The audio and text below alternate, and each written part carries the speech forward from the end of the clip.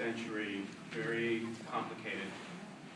And when I got through with that series, my wife said, why don't you do some drawings just to loosen up and get out of that tightness? And so over a couple glasses of wine one night with some guests, I made the crazy statement, I'm going to draw a tree life-size.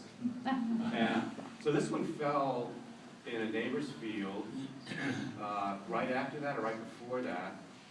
And I loved I'd always liked it when it was up because of this eye, I think, this anthropomorphic aspect of it. And when it fell, it just looked great. And before they started chopping it all up, I ran over there and took 5 photographs of it.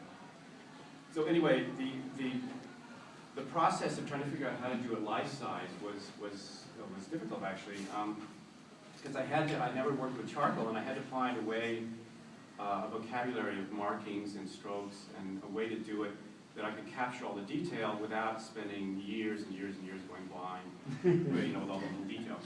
So anyway, after a few weeks, I came up with this. If you, after we're through, you can see all the little squiggles. Most of these are made up of lots of little, really quick squiggle marks. And that was the kind of vernacular of drawing that I came up with to allow me to do this. And it seems to work. I really enjoy drawing now. It's not tedious or anything, even though these things take months to do. It's a joy because of this rhythm that you can get into with the drawing itself and the markings. One thing, I'll just make a note. Charcoal normally is used, any normal charcoal artist would use it in the normal way of smudging and rubbing because you get these beautiful gray tones. But I decided early on that I just wanted to keep it very crisp and clean. Clean, I don't know what that means. I wanted the line work to be very apparent. And I think that was based on the fact that at the time I was looking at all these Rembrandt etchings and Dürer woodcuts and stuff, and I love that line work. So these are all done with just lines.